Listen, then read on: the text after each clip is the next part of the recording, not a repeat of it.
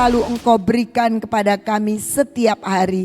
Bapa, kami percaya Tuhan, inilah kesempatan untuk kami terus belajar, untuk kami terus mengerti dan menangkap setiap isi hati-Mu.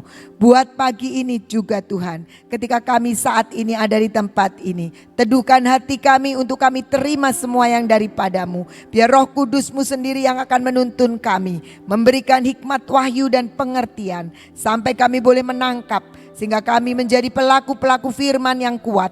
Kami percaya Tuhan, Engkau sendiri memberkati kami, memberkati akan persekutuan kami pagi ini. Terima kasih Bapa, di dalam nama Tuhan Yesus. Amin. Shalom saudara-saudara, selamat pagi. Pagi yang luar biasa ya. Saya tadi menyiapkan firman, saya mencatat beberapa apa yang Tuhan berikan dari tadi malam, dilanjutkan tadi pagi. Tapi entah kenapa saya sendiri itu suka teledor kali ya. Tiba-tiba catatan itu yang baru saya tulis hilang dan setengah jam saya cari tidak ketemu. Sampai di mana tidak ketemu. Tapi saya percaya saudara bahwa Tuhan itu ikut bekerja di dalam segala sesuatu. Saya mulai mencatat lagi apa yang Tuhan ingatkan. Ada sedikit yang mungkin Tuhan tidak mau dan saya catat semua. Dan biarlah pagi ini kita sama-sama merenungkan firman dan kita boleh diberkati. Kemarin semua ikut ya di ibadahnya Ibu Iin tadi malam yang disampaikan. Kita diawali dengan melihat begitu banyak tanda-tanda alam, bencana-bencana yang terjadi yang mengerikan. Tapi ternyata dikatakan Ibu Iin itu belum apa-apa, nanti akan lebih lagi mengerikan. Itu sebuah tanda-tanda yang Tuhan nyatakan lewat alam, lewat dunia yang sedang terjadi. Diceritakan juga tentang pandemi yang sekarang ini sudah dihadapi dan yang akan datang. Semuanya dikatakan lebih serem ya gitu ya. Tapi ada satu hal yang Alkitab juga mengatakan bahwa di dalam hidup kita, di dalam diri kita juga ada tanda-tanda yang mengiringi dan menyertai hidup kita di akhir zaman ini. Mari kita buka dari Markus 16 ayat 17 sampai 18. Markus 16 ayat 17 dan 18. Ya. Tanda-tanda ini akan menyertai orang-orang yang percaya. Mereka akan mengusir setan-setan demi namaku. Mereka akan berbicara dalam bahasa-bahasa yang baru bagi mereka. Mereka akan memegang ular dan sekalipun mereka minum racun maut, mereka tidak akan mendapat celaka. Mereka akan meletakkan tangannya atas orang sakit dan orang itu akan disembuhkan. Ayat 17 ditayangkan saja. Ayat 17. Dikatakan di sini tanda-tanda ini akan menyertai orang-orang yang percaya. Kalau kita melihat ada begitu banyak tanda-tanda zaman lewat pandemi, lewat bencana-bencana kita bisa melihat dan sekarang ini ada begitu banyak di sekitar kita. Tapi di sini dikatakan bahwa ada tanda-tanda juga yang ada di dalam diri kita sebagai orang percaya. Jadi tandanya bukan cuma apa yang di sekitar kita, di sekeliling kita di dunia ini. Tapi ada tanda-tanda yang juga menyertai hidup kita. Dan itu harusnya ada di dalam setiap orang percaya. Karena dikatakan itu tanda-tanda menyertai kita. Jadi bukan ada di dalam kita sebenarnya, tapi menyertai kita.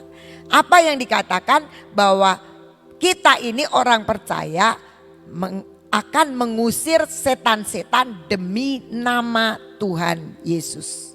Saya percaya di PA-nya Ibu Abigail diajarkan peperangan dan sebagainya itu untuk melawan setan, untuk menjadikan satu kekuatan, kuasa belajar bagaimana menggunakan perlengkapan senjata Allah untuk peperangan rohani.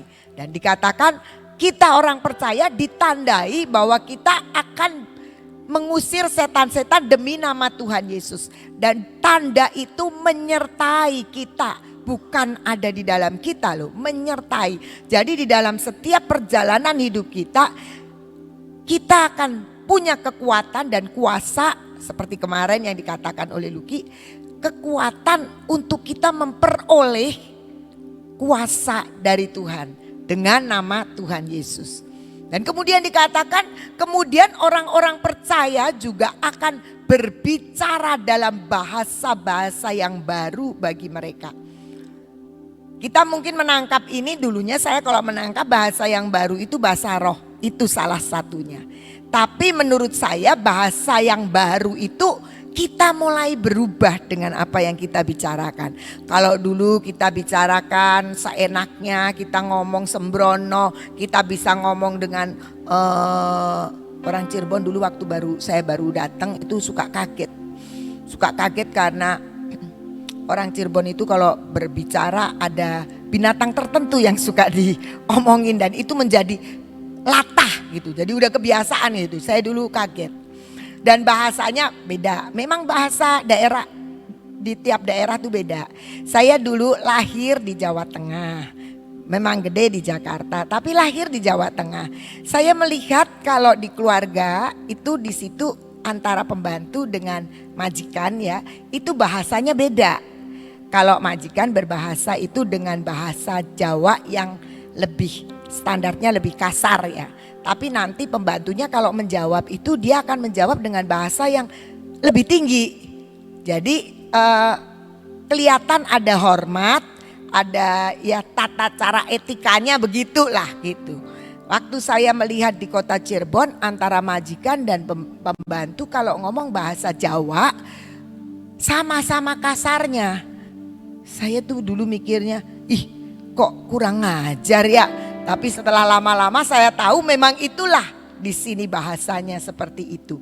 Nah, tetapi sebagai orang percaya nanti Tuhan akan berikan satu bahasa, satu cara berbicara yang berbeda. Yang dulu mungkin kita kalau ngomong sembrono apa saja bisa keluar, tapi ada sesuatu yang baru, yang bahasa yang baru, gaya yang baru, style yang baru yang akan menyertai kita. Jadi kok tiba-tiba kita jadi berubah ya.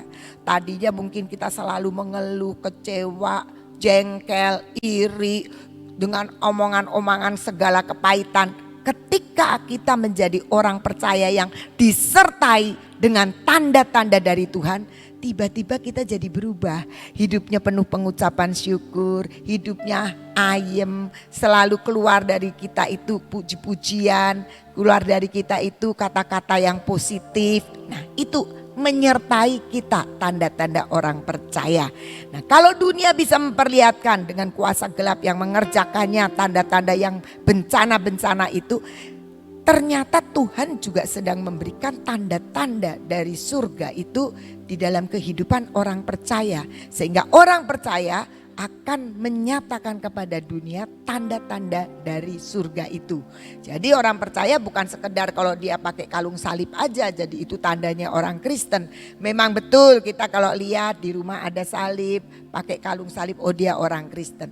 Tapi bukan itu yang Tuhan mau adalah penyertaan tangan Tuhan, pekerjaan Tuhan sendiri. Dikatakan bahwa kita akan berbicara, bergaya hidup dengan bahasa-bahasa yang baru bagi kita. Yang lama ini udah usang nih ya. Kalau dulu kita ngomong yang sia-sia, ngomong yang gak ada, tidak membangun hidup kita, ngomong humor, guyonan-guyonan yang tanda petik tidak pas. Itu sekarang mulai diganti dan kita mulai berbicara dengan bahasa-bahasa yang baru. Itu tanda bahwa kita adalah orang percaya yang disertai Tuhan. Nah, lanjut ayat yang ke-18. Ada lagi. Mereka akan memegang ular dan sekalipun mereka minum racun maut, mereka tidak akan mendapat celaka. Waduh, berani nggak sekarang? Kalau di sini saya kasih racun, air keras lah suruh minum, nggak berani ya. Tapi ingat, ini bukan karena kita mau nyoba. Kalau mau nyoba, penyertaan Tuhan nggak ada di dalam diri kita, kita nggak akan memunculkan tanda-tanda dari kerajaan surga. Tapi kalau kita coba melihat apa yang terjadi ketika tanda-tanda itu menyertai orang percaya. Kisah Rasul 28 kita akan baca ayat 3 dan sampai 5. Kisah Rasul 28 ayat 3 sampai 5. Saat itu Paulus bersama dengan rombongannya terdampar di Pulau Malta. Dan mereka itu tempat itu musim dingin. Jadi kalau kira-kira zaman sekarang bikin api unggun, kira-kira seperti itu. Mereka untuk menghangatkan. Nah, ketika Paulus memungut seberkas ranting-ranting dan meletakkannya di atas api, keluarlah seekor ular beludak karena panasnya api itu lalu menggigit tangannya.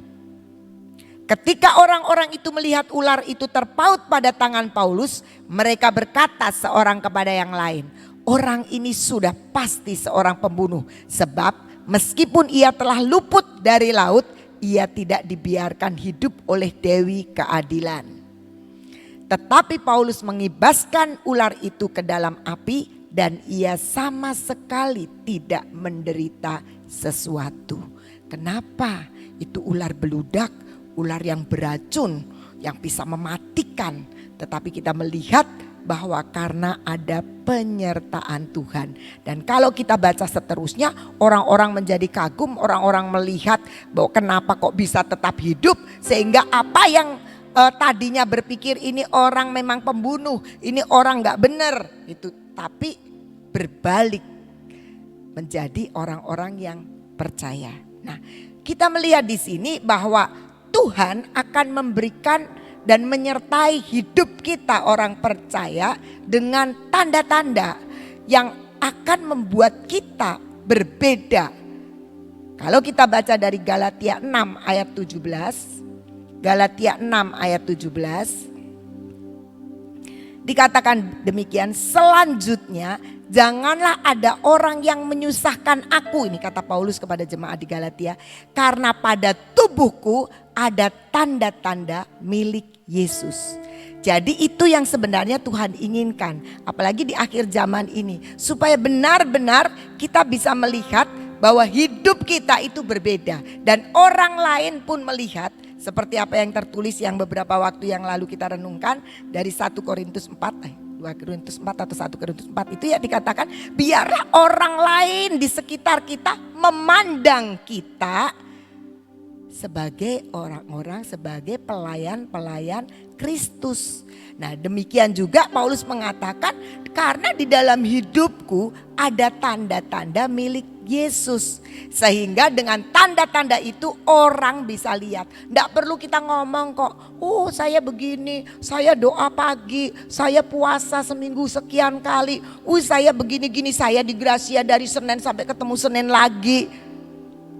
Saudara-saudara, OB Gracia juga dari Senin sampai Senin loh ada di Gracia. Jadi apa bedanya saudara dengan mereka, ya kan? Kalau cuma itu menjadi patokan. Tetapi yang membedakan kita dengan begitu banyak orang yang belum kenal Tuhan adalah ada tanda-tanda milik Yesus. Apa sih tanda-tanda milik Yesus? Ya kita bisa bawakan, berarti Yesus itu ada di dalam diri kita.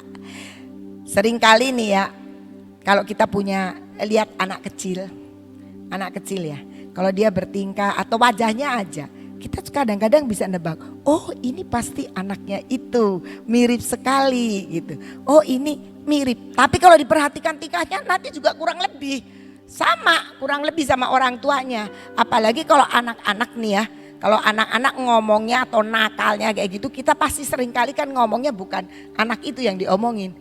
Anak saya siapa sih ini? Nah, kenapa? Karena biasanya kita berpikir tidak jauh sih bedanya antara anak dengan bapak atau antara anak dengan ibu. Itu tanda-tanda. Nah, kita tanda-tanda milik Kristus adalah ketika orang melihat kita, ih kayak Kristus ya, kayak yang di Alkitab, kayak Yesus yang selalu berbuat baik, yang mengasihi orang, yang murah hati atau bagaimana pokoknya kita membawa tanda-tanda milik Yesus. Yesus sebagai gambaran yang sudah dijelaskan di dalam firman Tuhan. Itu tanda-tanda. Dan memang hari-hari ini kita bukan sekedar melihat tanda-tanda dunia, tapi biarlah dunia melihat tanda-tanda di dalam diri kita.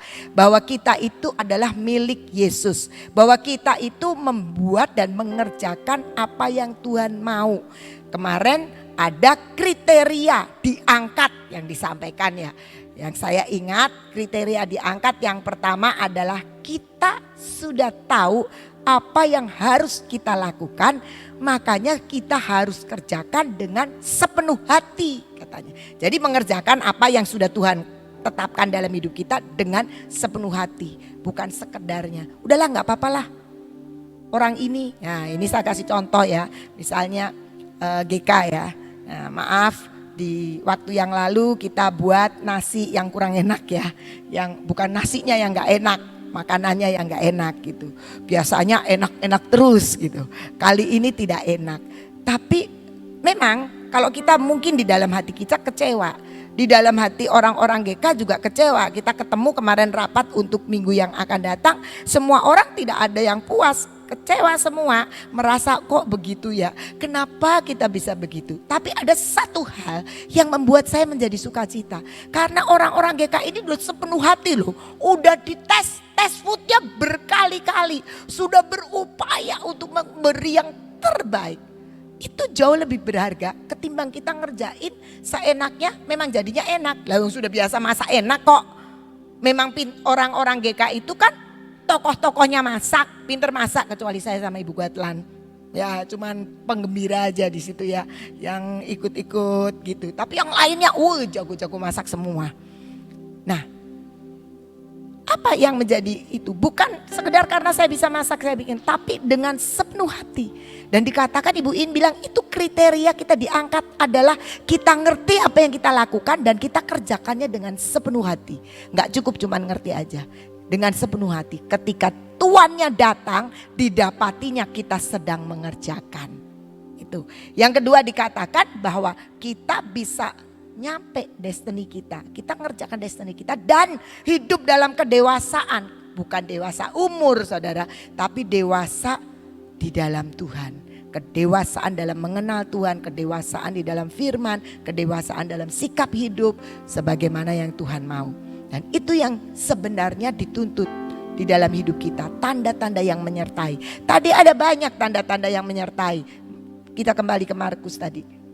Di dalam Markus mengusir setan. Tapi hati-hati, jangan bangga kalau sudah bisa ngusir setan berarti Tuhan menyertai. Betul, Tuhan menyertai. Percaya saya, Tuhan menyertai. Kalau Tuhan tidak menyertai, gak bisa ngusir setan. Setan ngerti kita tuh bakal kalah sama setan kalau gak disertai. Tetapi ada lagi di dalam Matius 7 ya, nggak ada di situ tadi catatan, ini cuma ingat Matius 7 ayat 21 mengatakan bukan orang yang bilang Tuhan Tuhan yang masuk ke dalam kerajaan Allah. Aku sudah ngusir setan, aku menyembuhkan orang sakit, tetapi yang melakukan kehendaknya itu yang masuk dalam kerajaan Allah. Artinya yang ngerti apa yang dilakukan dan mengerjakan dengan sepenuh hati, ngerti destininya dan mengerjakan dengan cinta dan sepenuh hati. Dan seperti itu. Jadi kita mengerti bahwa bukan sekedar kita mengusir setan. Dan dikatakan tadi di Markus, kita numpangkan tangan, orang sakit langsung sembuh. Tapi bukan itu, tapi yang melakukan kehendakmu. Itu tanda-tandanya. Tapi ada tanda-tanda kita berubah bahasanya, hidupnya, sikapnya, omongannya berubah. Yang dulu penuh dengan kepahitan, kejengkelan, iri hati, kekecewaan, ngomongnya pahit terus, ngomongnya ketus terus, ngomongnya binatang terus, ngomongnya apa, berubah dengan bahasa surga, penuh dengan ucapan syukur, selalu memberkati, bersuka cita dan sebagainya. Mari kita belajar karena Tuhan itu menyertai orang percaya dan Dia ingin menaruh tanda-tanda kehadirannya, penyertaannya itu di dalam hidup kita. Kita siapkan itu dengan cara kita lihat Maleakhi 3 ayat 18. Maleakhi 3 ayat 18. Maka kamu akan melihat, dunia ini akan melihat kembali perbedaan antara orang benar dan orang fasik. Jadi jangan sampai kalau kita bergaul dengan orang fasik kita juga jadi sama seperti mereka. antara orang yang beribadah kepada Allah dan orang yang tidak beribadah kepadanya. Ibadah itu bukan sekedar hadir di kebaktian, tapi ibadah itu adalah ketika kita berubah oleh pembaharuan budi, sehingga kita mengenal Tuhan, sehingga kita tahu apa yang Tuhan baik, apa yang berkenan dan apa yang sempurna. Itu adalah ibadah kita ketika hidup kita senantiasa diperbaharui oleh firman Tuhan. Ketika hidup kita hari demi hari selalu membawa penyertaan Tuhan di dalam diri kita, sehingga melahirkan sebuah tanda-tanda yang membuat dunia ini melihat. Bukan kita yang melihat keadaan dunia saja, tetapi dunia juga melihat ada tanda-tanda milik Kristus ada di dalam diri kita. Tuhan Yesus memberkati. Kalau surat itu seperti koran, seperti media, seperti IG, ya. Instagram itu bisa dibaca semua orang, ya. Jadi kalau kitanya itu di dalamnya ada tanda-tanda Kristus, itu seperti kita tuh masuk IG, ya. Instagram. Jadi dibaca seluruh dunia bisa tahu. Seperti zaman sekarang dengan adanya YouTube, orang Amerika, orang Eropa itu pada WA sama saya. Saya dengerin khotbahnya Ibu Nani. Saya belum pernah ketemu. Tapi kalau suatu saat dia bilang, saya ketemu sama Ibu Nani di mall misalnya, di satu negara. Saya bisa tahu itu Ibu Nani, dia bilang. Karena saya pernah lihat di YouTube. Sehingga cara jalannya Ibu Nani, cara ngomongnya Ibu Nani, itu pasti saya bisa tahu. Saudara, suatu saat saya itu di mall ya. Tiba-tiba saya tuh ngomong aja, saya tuh ngomong sama beberapa teman yang bersama-sama dengan saya itu ngobrol. Tiba-tiba di belakang saya ngomong, Ibu Nani gitu. Jadi saya kan melinguk, ya. Saya nggak kenal orangnya, tapi orang itu tahu saya, kenal sih nggak tahu saya. Jadi dia bilang, Bu, oh ya dari mana? Saya bilang, Ibu nggak kenal saya ya, tapi saya lihat Ibu waktu di YouTube. Dia bilang, ya kok kamu tahu kalau itu saya? Saya dengar suaranya. Begitu saya tadi Ibu bicara, terus dengar suaranya, saya bilang, ini Ibu Nani nih, ini suaranya Ibu Nani. Nah, kenapa dia tahu? Karena dia mengenal dari suara. Nah, kalau saudara itu berbicara ya dengan bahasa surga, artinya bahasa yang sudah dirubah, yang Ibu Ina tadi katakan, merubah cara ngomongnya, enggak kebun binatang yang dikatakan, orang lain itu akan ngomong gini, oh cara bicaranya begini. Sehingga kemanapun kita suatu saat ketemu dengan orang itu, kalau dengar suara itu tahu. Kian saja cucu saya, kalau sedang dengerin YouTube terus dia di Suara Gracia lagi setel, dia lagi di mobil, dia kan kalau Suara Gracia kan enggak ada penampilannya. Begitu dia dengar, dia ngomong, suaranya Maya. Kenapa? Dia tahu. Nah, kalau saudara itu mengeluarkan semua perkataan yang benar di hadapan Tuhan, itu semuanya orang akan menjadi berkat. Dan dia tahu, oh ini suara anak Tuhan. Ini suaranya, caranya dia berbicara itu beda banget. Nah, itulah yang tadi disampaikan, biarlah kita boleh mempunyai sesuatu yang berbeda. Ya. Jadi Begitu kita jadi anak Tuhan, tanda-tandanya adalah berbahasa yang baru. Amin. Yuk kita mulai akhir zaman ini, kita belajar mulai berbicara dengan bahasa yang baru, yaitu bahasa yang diajarkan sesuai dengan firman Tuhan. Ya, yuk kita berdoa. Bapa, kami mengucap syukur kepadamu untuk pagi hari ini, untuk firman-Mu, untuk selama 1 jam kami boleh menyembah Engkau. Kami tahu Tuhan, disinilah letak kekuatan kami. Kami tahu Tuhan, kekuatan kami hanya daripada-Mu Tuhan. Kami tahu Kau beri kami kekuatan kesehatan. Tapi satu perkara yang kami tahu, kami butuh kekuatan supranatural Tuhan. Yaitu kekuatan yang berasal daripada-Mu. Supaya membuat kami tambah hari tambah mengenal. Dan tambah hari kami dapat berbahasa seperti bahasa-Mu. Kami boleh bertindak seperti Engkau bertindak. Jikalau supranatural itu turun atas hidup kami. Berikan kepada kami kemampuan Tuhan.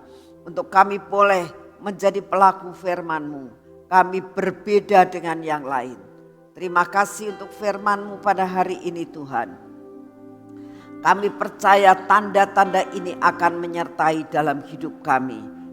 Tandanya bahwa kami adalah milik-Mu. Tandanya bahwa kami adalah anak-anak-Mu. Terima kasih untuk kasih setia-Mu Tuhan. Saat ini kami tetap mau berdoa buat bangsa dan negara kami Tuhan. Engkau tahu kami mendengar banyak berita tentang gempa bumi saat ini. Kami minta di dalam nama-Mu perlindungan yang daripada-Mu Tuhan. Apapun Kau izinkan terjadi, kami tahu inilah tanda-tanda akhir zaman. Kami tahu akan hal ini, pengangkatan sudah ada di ambang pintu. Kami tahu Tuhan, tapi kami minta di dalam nama-Mu. Supaya jangan sekedar kami tahu, tapi kami meresponi dan apa yang harus kami lakukan. Oleh karena itu pada pagi hari ini kami mau menjadi pendoa syafaat buat bangsa dan negara kami. Bapa, apapun yang Kau izinkan terjadi, Engkau tetap berdaulat atas bangsa kami Tuhan. Engkau berdaulat atas setiap pulau-pulau dalam negara kami. Engkau berdaulat atas semua rakyat Indonesia ini Tuhan. Sehingga Engkau akan meluputkan kami. Minimal Engkau akan membuat sedemikian rupa sampai tidak banyak sekali daripada yang binasa Tuhan. Korban Tuhan. Kami hanya berdoa. Kami hanya gantungkan semua kepadamu. Karena kami tahu Engkaulah yang berdaulat. Engkaulah yang memegang otoritas baik di surga maupun di bumi. Terima kasih untuk kasih setia-Mu. Kami juga berdoa pada saat ini Tuhan. Untuk pandemi yang terjadi di kota ini. Pandemi yang terjadi di bangsa ini. Pandemi yang terjadi di dunia ini. Bapa, kami datang di hadapan-Mu. Kami hanya minta sesuai dengan firman-Mu. Engkau akan membedakan kami dengan yang lain. Oleh karena itu pada saat ini kami minta kekuatan yang daripada-Mu. Kami minta daya tahan tubuh yang berasal daripada-Mu. Di dalam nama Tuhan Yesus, biarlah daya tahan tubuh kami. Daya tahan tubuh ini mendapatkan kekuatan yang daripada-Mu. Taburkan daya tahan tubuh untuk bangsa kami Tuhan. Untuk rakyat Indonesia. Sehingga rakyat Indonesia sehat oleh karena Engkau. Bisa melawan semua virus karena kekuatan yang daripada-Mu. Terima kasih untuk kasih setia-Mu ya Tuhan. Buat hati kami tetap percaya kepadamu. Terima kasih untuk anugerah dan kasih sayang-Mu. Kami tetap berdoa buat pemerintahan negara kami Tuhan. Kami berdoa untuk kepolisian. Kami berdoa untuk angkatan darat, laut dan udara. Kami berdoa untuk para menteri. Kami berdoa untuk para departemen. Untuk dapat melakukan segala sesuatu tepat seperti yang Engkau mau. Berikan hikmat kepada Bapak Presiden kami. Untuk mengatur jalannya pemerintahan di Indonesia. Terima kasih untuk kasih setia-Mu Bapak. Saat ini kami akan masuk dalam pengurapan.